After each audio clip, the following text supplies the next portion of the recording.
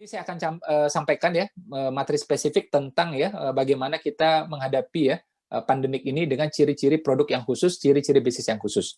Ya, oke, teman-teman ini mungkin sebagian pernah dengar, sebagian belum nggak apa-apa. Tapi saya pengen menyampaikan solusi di sini. Mohon maaf jangan tersinggung. Saya terpaksa ngomong apa adanya. Ya, oke, balik lagi layarnya ke saya. Jadi gini ya, ini kan kita masih pandemi. Kita berharap nanti insya Allah Januari, Februari udah tuntas lah semuanya ya. Tapi kita mesti tahu nih ciri-cirinya dan tantangannya. Orang saat ini ya, saya pengen nih benar-benar solusi ya, makanya saya sampaikan. Orang saat ini kalau bisnisnya berupa jasa dan jasanya itu mengharapkan kontak fisik, konsumen itu cenderung untuk apa ya? Mengurangi. Contoh apa? Salon, oke? Okay? Perawatan wajah, ya, mani-pedi, massage, oke? Okay? Termasuk juga bekam. Nah, itu orang cenderung mengurangi.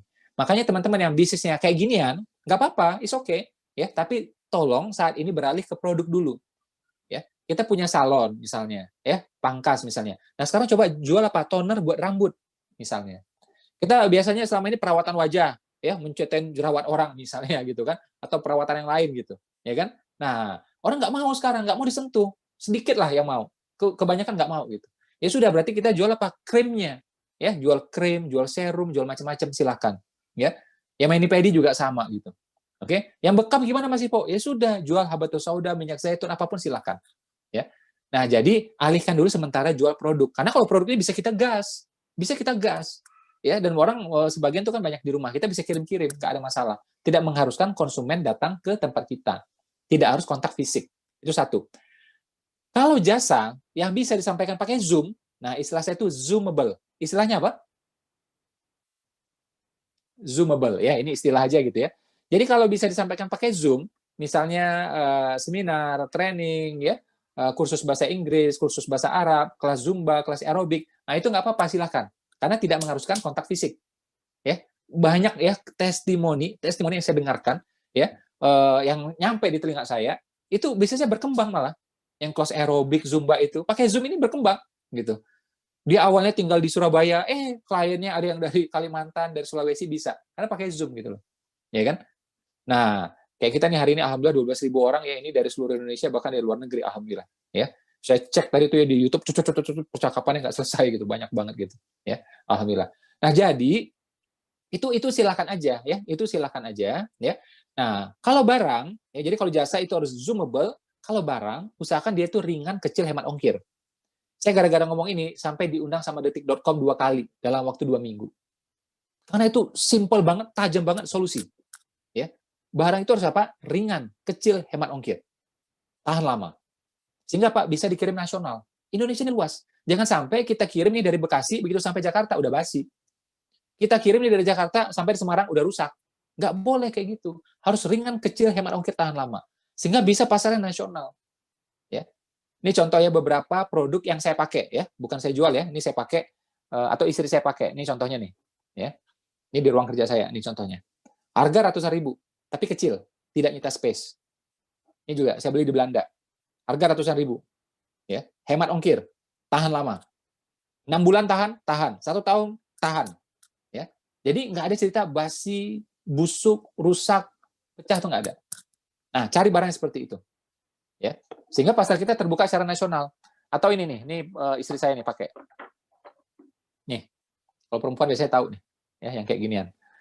Nah, ini juga istri saya pakai nih. Ya, harga ratusan ribu, ya kecil banget. Kan enak.